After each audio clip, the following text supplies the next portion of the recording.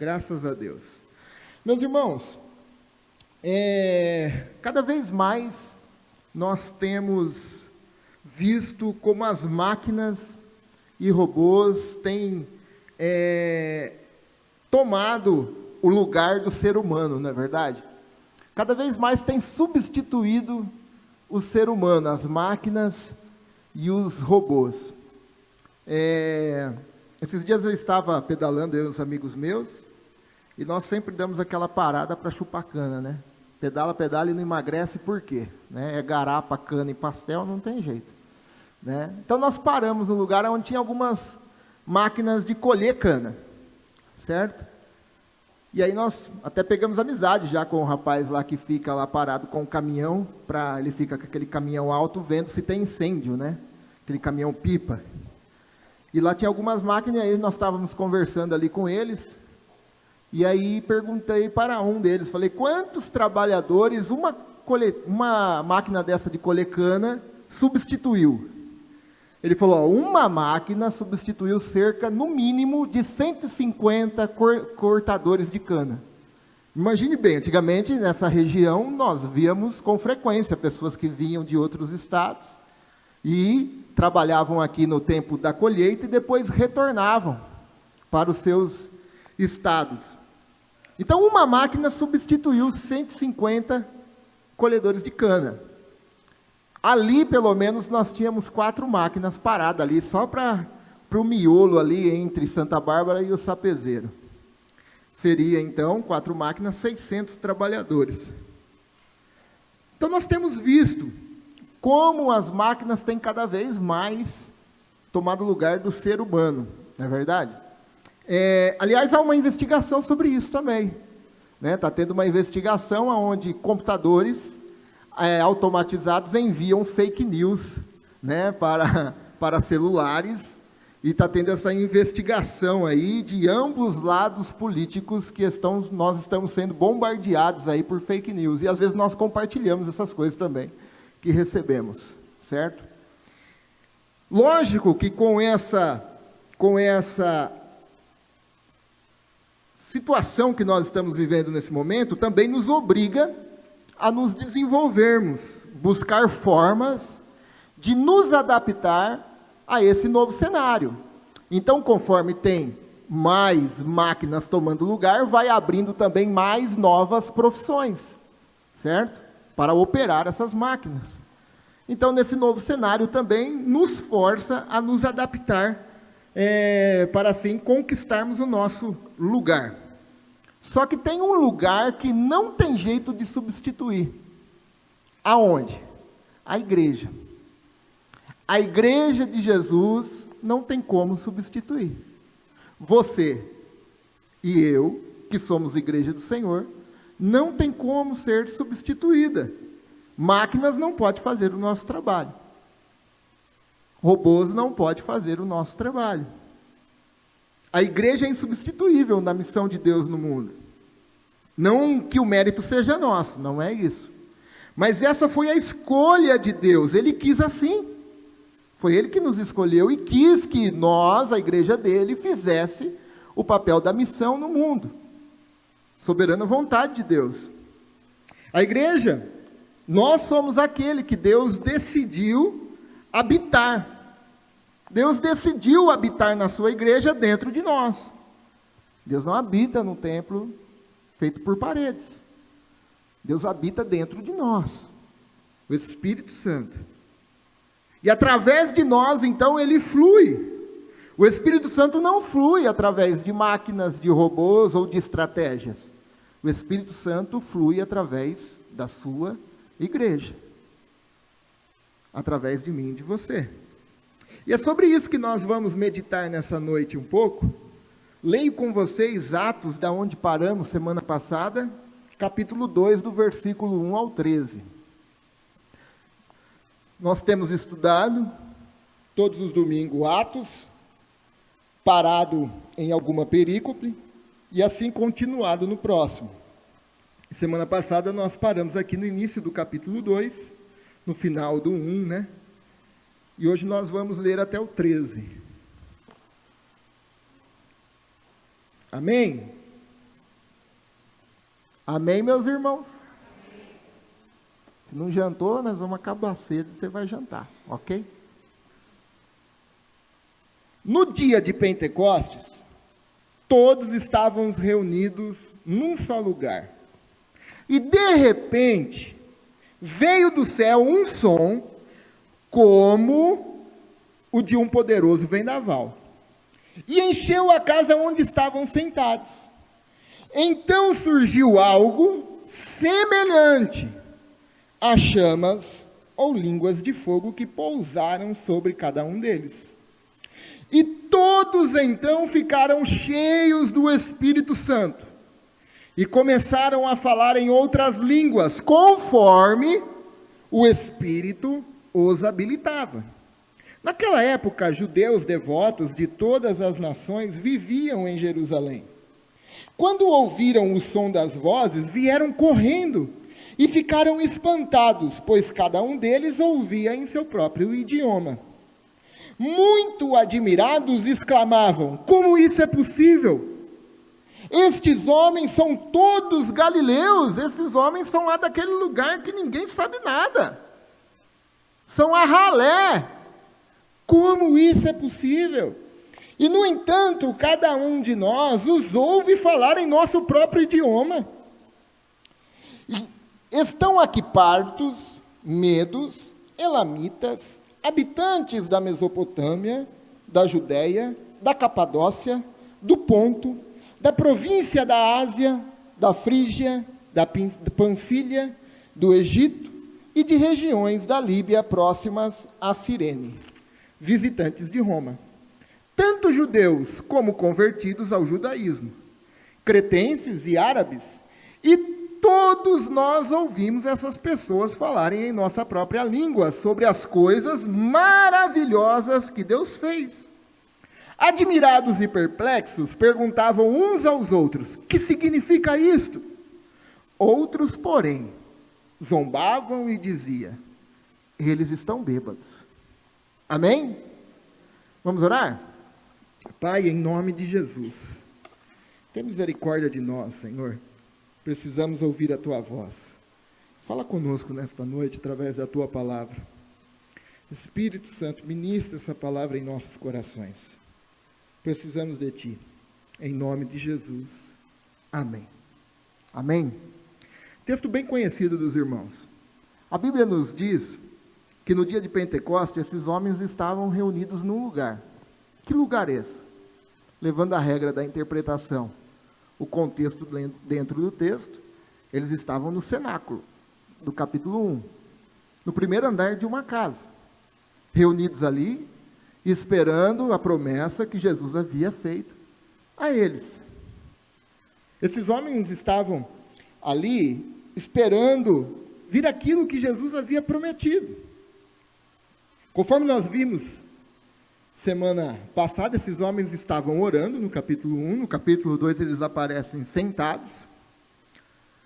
No capítulo 1 eles estão elegendo um substituto para Judas. Nós falamos aqui sobre os requisitos para ser apóstolo, certo?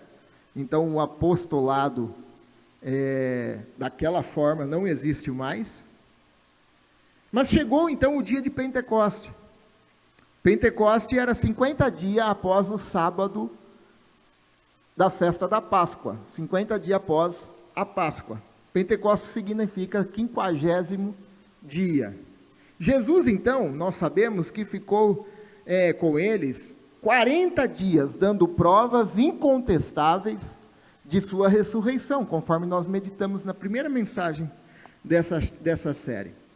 Então, se há 50 dias, 10 dias após a ascensão de Jesus, estes homens agora recebem a promessa de Jesus. Eles estão cheios do Espírito Santo. E há algumas coisas aqui de forma introdutória que vale a pena nós reforçarmos. Porque às vezes nós ouvimos muita coisa e nós temos que reforçar alguma coisa aqui de modo de introdução. A primeira coisa é que o Pentecoste foi um evento único. A Bíblia diz que foi de repente veio do céu um som, como de um vento impetuoso, e encheu toda a casa onde estavam assentados. e apareceram distribuídas entre eles línguas como de fogo. Note bem que ele faz uma comparação, o autor, certo? Como de um vento, como de fogo. Mas este evento em si é um evento único, histórico e irrepetível. Nós temos outros derramamentos do Espírito Santo no livro de Atos. Nós temos outros derramamentos também na história da igreja, mas todos eles decorreram deste Pentecoste. Todos os avivamentos, derramamentos do Espírito, não há nenhum fora deste Pentecoste. Todos eles decorrem do Pentecoste de Atos capítulo 2. John Stott, ele diz no seu livro que nós tornamos o Pentecoste, a igreja tornou o Pentecoste como algo excepcional. Aquilo que Deus quer que seja uma experiência normal na vida do crente. Cheio do Espírito Santo. Ser cheio do Espírito Santo não tem que ser algo excepcional. Fazer evento para isso. Criar datas para isso. Nós, a igreja em si, tornou esse evento como algo excepcional, aquilo que na verdade teria que ser normal na vida do crente. Ser cheio do Espírito Santo. Então, quando às vezes nós ouvimos dizer que houve um Pentecoste em tal lugar, vai ter um culto do Pentecoste em outro lugar, é fácil. É só você perguntar: você ouviu um som como de um vento impetuoso? Ou você viu então, visivelmente mesmo, algo como línguas de fogo na cabeça de alguém? Ou então todos que estavam lá saíram e foram cheios do Espírito Santo, transformados pelas suas vidas? Se alguém disser assim, não, e vai ouvir isso, não é o Pentecoste. Decorre do primeiro Pentecoste, de Atos capítulo 2. Mas outro sim, é que esse derramamento veio de repente, a Bíblia diz. Eles estavam ali assentados. Não sei fazendo o quê, mas sei que eles estavam em comunhão. Eles estavam ali, segundo o capítulo 1, estavam orando. Estavam todos em um propósito, diz também a Bíblia. Estavam orando unanimemente. E de repente, veio do céu um som. O que nos mostra isso? Nos mostra que Deus é soberano. Isso nos prova a soberania de Deus, que esse derramar, este avivamento, este Pentecoste, que foi o derramamento, capacitação do Espírito Santo, não foi algo produzido por homens. Foi de repente, foi obra soberana de Deus. Ele não foi ensaiado e não foi fabricado. Ele não foi agendado. Tal dia culto do Pentecoste, tal dia culto da libertação, tal dia culto da quebra de algema, tal dia culto de não sei o quê. E se acontecer algo diferente daquilo que foi prometido, peraí que hoje não é o seu dia, hoje é dia de tal coisa. Deus é soberano. E de repente, Ele derramou o seu Espírito sobre eles. Não foi marcado o dia igual nós vemos em determinados lugares. Foi de repente para os discípulos, mas também não foi uma espera passiva. Eles estavam proativos nisso, eles estavam debaixo de uma ordem, aguardando uma promessa, orando, em comunhão. Mas isso foi obra exclusiva e soberana e definitiva de Deus. Por quê? Porque foi aqui que o Espírito Santo foi derramado para ficar para sempre com tua igreja. Para sempre. O que nos ensina isso? Que Deus não é manipulado pela nossa agenda. Deus não é manipulado pelas nossas regras. Deus não é manipulado pelo meu calendário. Deus não é manipulado pelos meus desejos. Deus faz conforme Ele quer. Deus é soberano. Ou nós cremos 100% na soberania de Deus em tudo, ou nós então, se cremos em 99%, nós a negamos toda ela. Deus é soberano, Deus não é manipulado por nós. E muitas vezes nós vemos essas coisas ficando confusa no meio da igreja de Jesus. Mas, além dessas coisas introdutórias, apenas para reforçarmos apologeticamente, né? Existem também algumas coisas que nós vamos aplicar a nós nesta noite. Algumas verdades importantes aqui também que devemos observar no texto para aplicarmos para nós. A primeira coisa que eu quero pensar com os irmãos é que Deus age na igreja que há relacionamentos saudáveis. Deus age em uma igreja em que há relacionamentos saudáveis. Ao cumprir-se o dia de Pentecoste, eles estavam todos reunidos em um só lugar. Os 120 discípulos estavam juntos ali, congregados no cenáculo, à luz do contexto do mesmo propósito. Todos estavam no mesmo lugar, com o mesmo propósito e buscando a mesma coisa. E fala a verdade, parece que cada vez mais tem ficado difícil estar junto das pessoas. Cada vez mais as pessoas estão se isolando.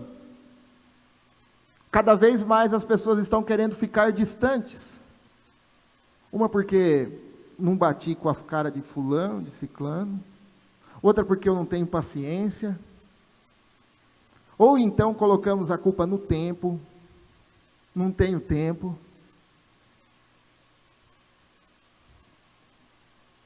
Mas nós vamos perceber nesse estudo de Atos que essa igreja, como ela gostava de estar junta.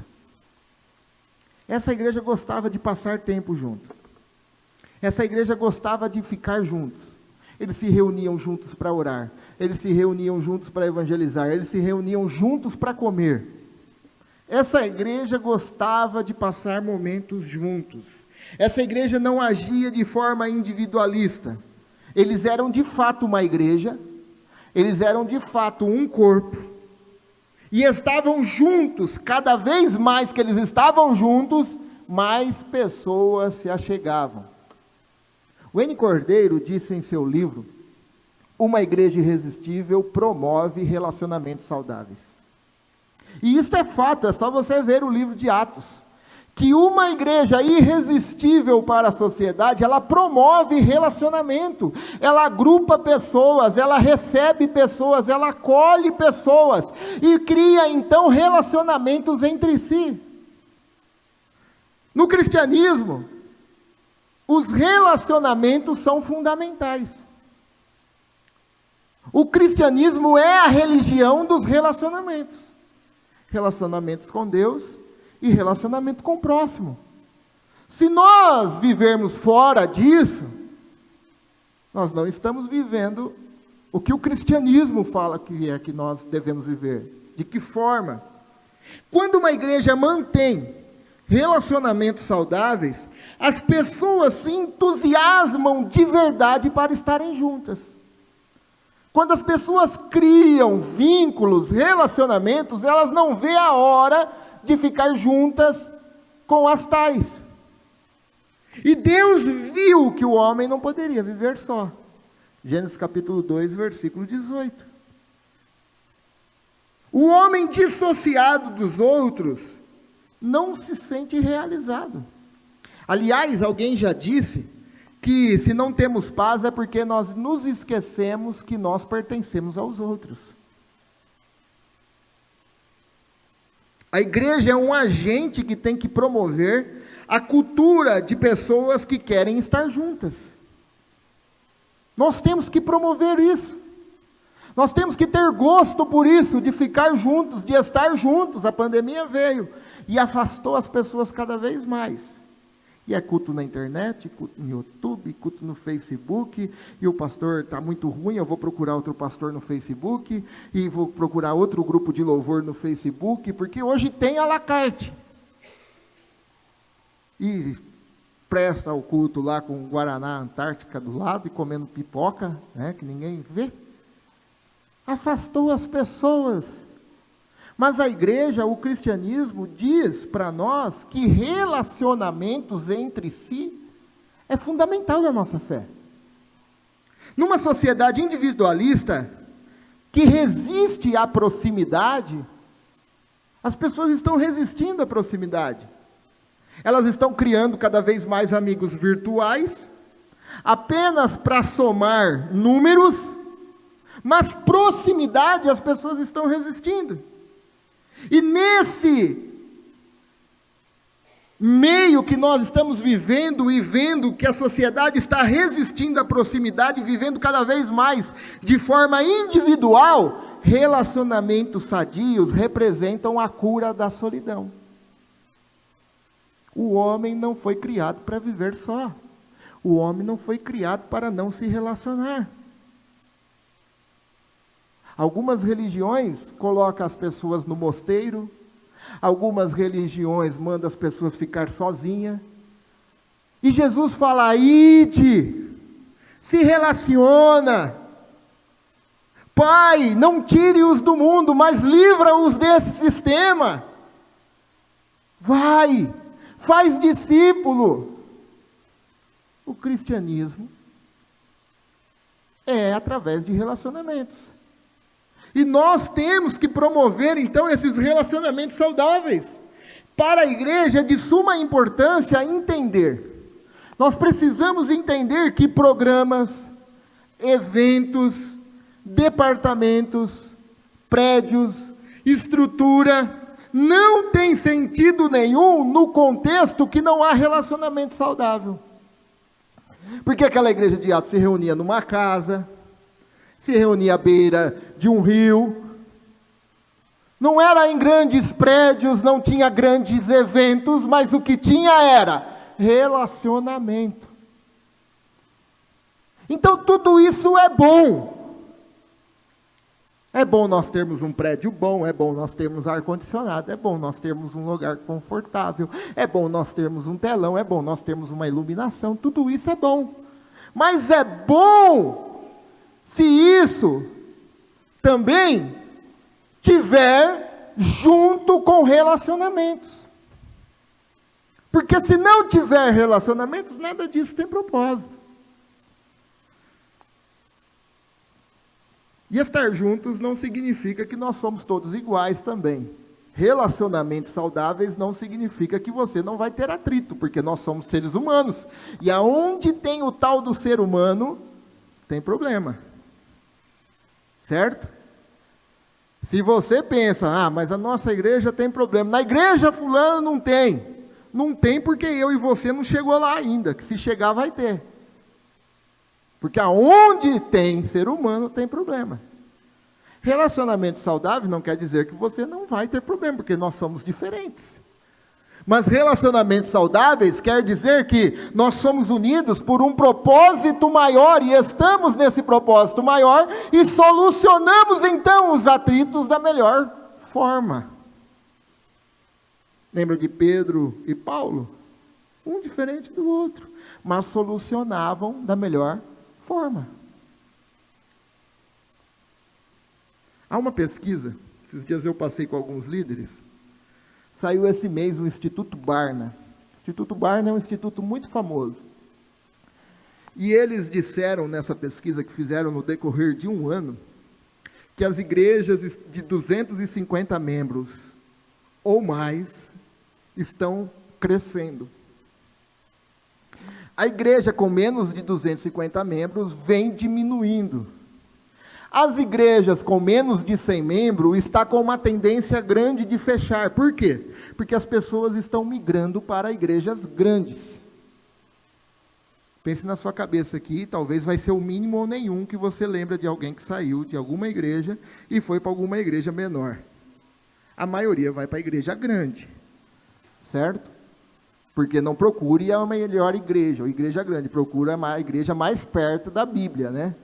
Mas as pessoas não são assim, certo? Então esse instituto falou que as igrejas estão crescendo, conforme ela é mais grande, mais ela cresce, e conforme menor, mais ela diminui. Então chegaram a uma conclusão. Que conclusão é essa? Como que essas igrejas pequenas vão sobreviver? Só há uma forma das igrejas pequenas sobreviver. De que forma? Vínculos, eles falaram. O que vai manter as igrejas pequenas é vínculos, é relacionamentos. O vínculo que você cria entre si na comunidade é o que vai manter essa comunidade viva e capaz de crescer. Se nós não criarmos vínculos e relacionamentos saudáveis, é difícil de uma igreja cada vez mais crescer, certo? Lembrando que a igreja de Jesus não é a Ebenezer, nós somos uma extensão da igreja, mas a igreja de Jesus é interdenominacional, e quando Jesus falou que as portas do inferno não irão prevalecer contra a igreja dele, ele não falou assim, as portas do inferno não irão prevalecer contra a Ebenezer, né? Ou contra a denominação tal, mas contra a igreja dele em si, certo? Então nós não somos aqui, o reino de Deus é interdenominacional, certo? Então como que nós podemos então manter isso? Com a graça de Deus, criando relacionamentos saudáveis. Isso é estatística que diz. E o Espírito Santo trabalha num ambiente de afeição genuína, onde as coisas não estão girando em torno de si próprio, aonde a igreja entende que não é mais eu, mas somos nós, aonde a igreja entende que ela não é individual, mas é um corpo. E o Espírito Santo age em uma igreja assim, porque o versículo 4 vai nos dizer, todos então ficaram cheios, todos estavam reunidos, todos tinham um propósito, todos estavam orando, conforme capítulo 1, todos estavam em um foco, e todos eles ficaram cheios. Onde houver relacionamentos saudáveis, o Espírito Santo se deleita em comparecer, encher o ambiente e encher as pessoas mais humildes que elas sejam. Porque ali há relacionamento saudável. Não é que são todos iguais, são diferentes, mas buscam o mesmo propósito e resolvem essas diferentes da melhor forma que tem. Amém? Segunda coisa para nós é que Deus tem seus modos variáveis, mas Ele age através de nós. Deus age através de você. Deus age através de mim. Essa foi a escolha de Deus. A Bíblia diz, olha, de repente veio do céu um som, como de um vento impetuoso, e encheu toda a casa de onde estavam assentados, e apareceram distribuídas entre eles línguas como de fogo, que pousou uma sobre cada um deles, e todos ficaram cheios do Espírito Santo. Deus tem seus modos variáveis. Deus usa uma sarça pegando fogo, Deus usa um cajado para abrir o mar, Deus faz uma rocha brotar água, uma nuvem para cobrir o sol, uma coluna de fogo para dirigir na noite, Deus faz um machado flutuar, ou então através de um defunto, de ossos que joga um defunto em cima e o cara levanta vivo de novo. Deus tem seus modos variáveis de agir, mas o instrumento da proclamação das grandezas de Deus somos nós. Os modos são variáveis, mas a matéria constante é sempre o homem. O som do vento, as línguas como de fogo, foi o modo de Deus se manifestar ali, que as pessoas viram e ouviram. Mas o alcançado final foi o homem. O que eu quero dizer para você é que na multiforme sabedoria de Deus, Deus escolheu se mover, fluir através de você, e não do modo. Através de nós. Se Deus quisesse produtividade em massa, Ele tinha liberado os anjos. Faz vocês então. Se Deus quisesse produção muito rápida, eficiente, mas Deus escolheu seres limitados, nós, eu, você, os piores seres humanos. Deus escolheu nós. Aprove a Deus, não por causa de nossos méritos, mas apesar dos nossos ineméritos, Deus nos escolheu para isso.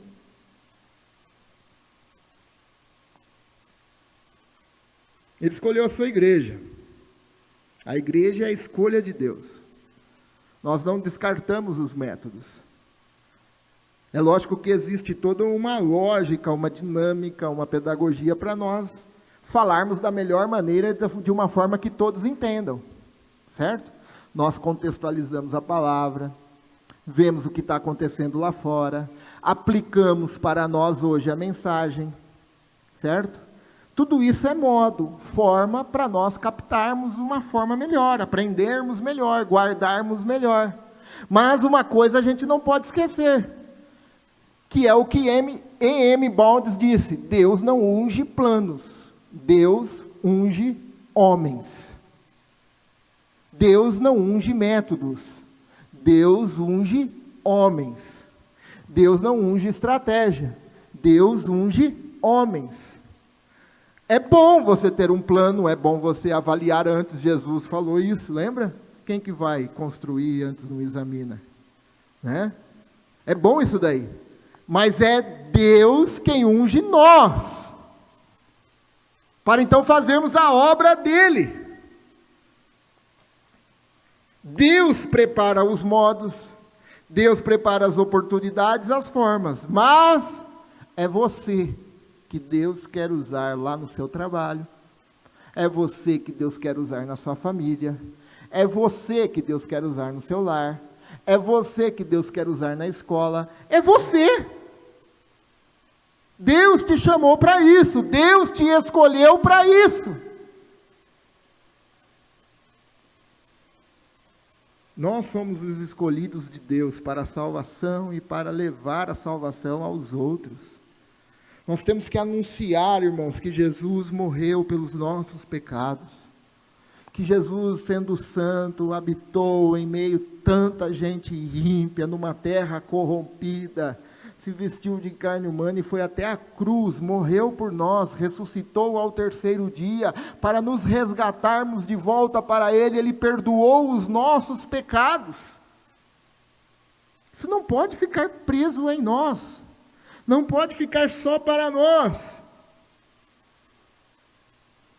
Nós temos que anunciar que Jesus restabeleceu o nosso relacionamento com Deus, e agora esse relacionamento atinge todas as áreas da minha vida.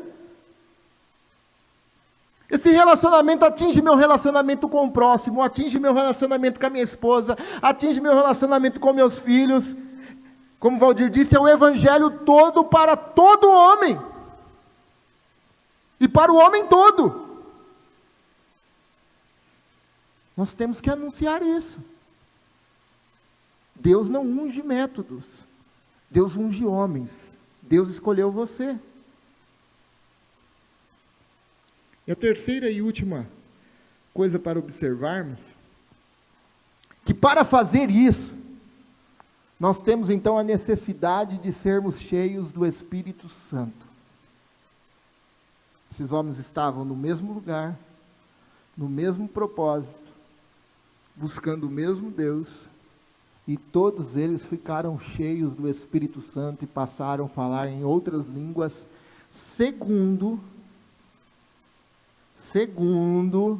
o Espírito lhes concedia que falassem.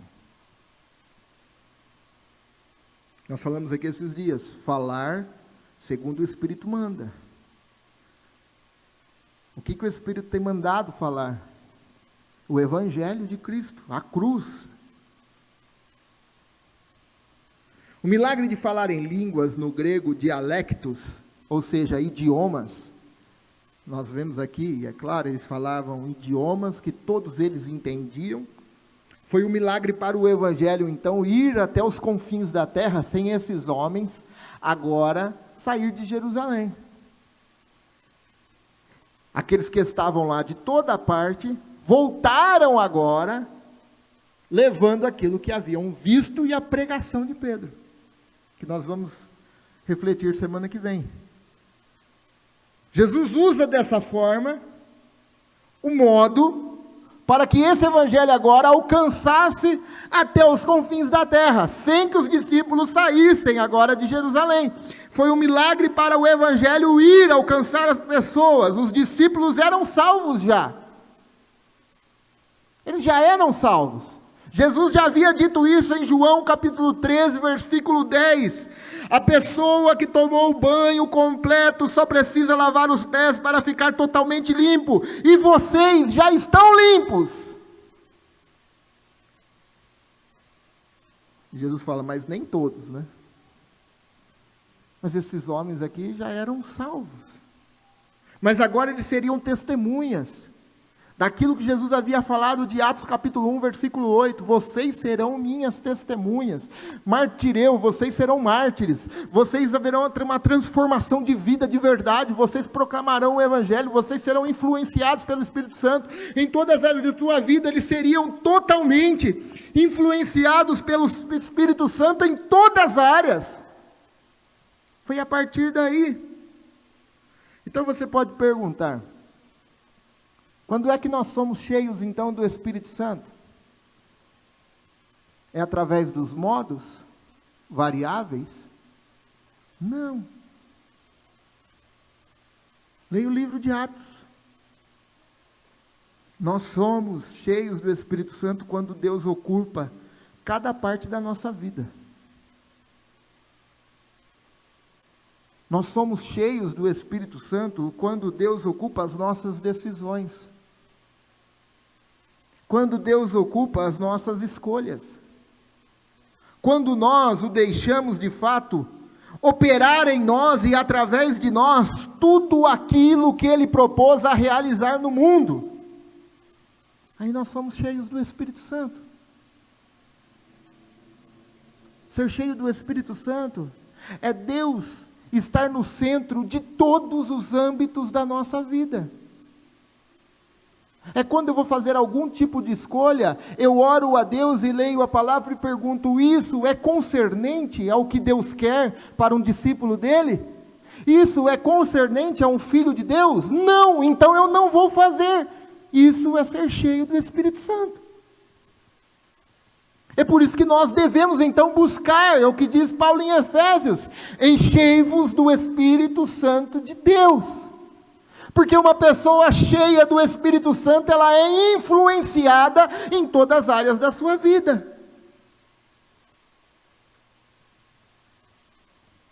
Foi isso que aconteceu com esses discípulos. É isso que nós iremos ver a partir do próximo domingo. O que resultou disso? Porque às vezes nós vemos muito barulho, muito movimento, mas nós não vemos influência do Espírito Santo em todas as áreas da sua vida. As pessoas continuam roubando, as pessoas continuam dando cano no patrão, as pessoas continuam enganando, as pessoas continuam contando mentiras, as pessoas continuam do mesmo jeito. Mas eu senti um arrepio, eu caí no chão, e tantas outras coisas. Ser cheio do Espírito Santo é fazer aquilo que Deus manda fazer e não fazer aquilo que a palavra de Deus não manda fazer. Tanto é que quando Paulo vai mandar a carta a Timóteo dando orientação a separar presbíteros, leia lá e procure algum tipo de dom assim que a gente analisa e as pessoas falam, nossa, que dom. Não, a Bíblia fala, não seja espancador, não seja beberrão, não seja... coisas relacionadas às escolhas diárias da sua vida, nada extraordinário.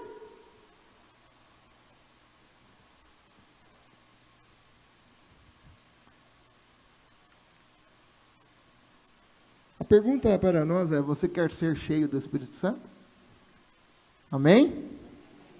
Eu quero. E creio que você quer também.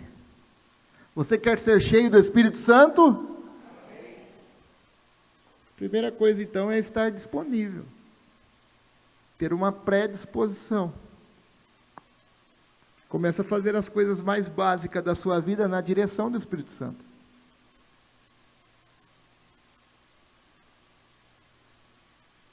Começa a perguntar para Deus, para o Espírito Santo, está certo eu fazer isso? Você sabe. Ele fala. Começa a tomar atitude segundo a vontade de Deus. Peça para Deus isso. Aliás, o Espírito Santo é o santificador nosso.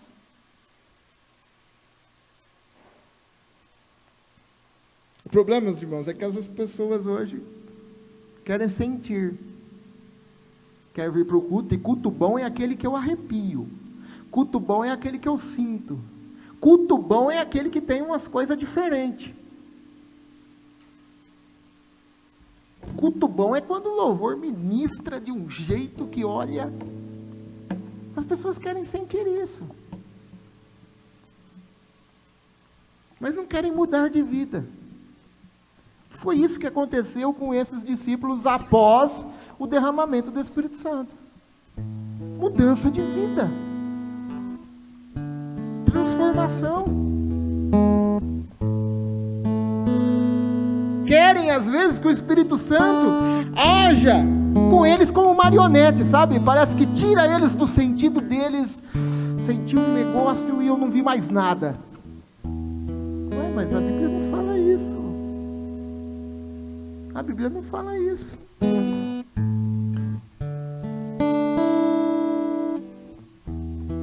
O Espírito Santo não age conforme nós vemos muitas vezes. O Espírito Santo age conforme a nossa predisposição e atitude.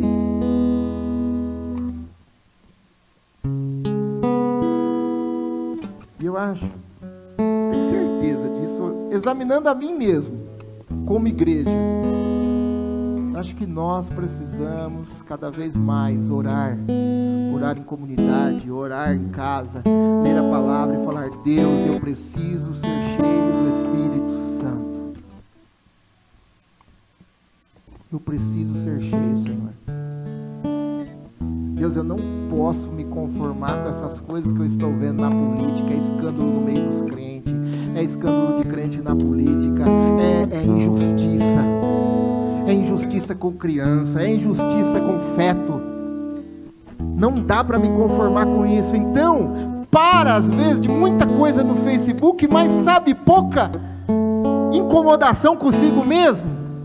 Eu preciso ser cheio do Espírito Santo, Deus. Cheio do Espírito Santo.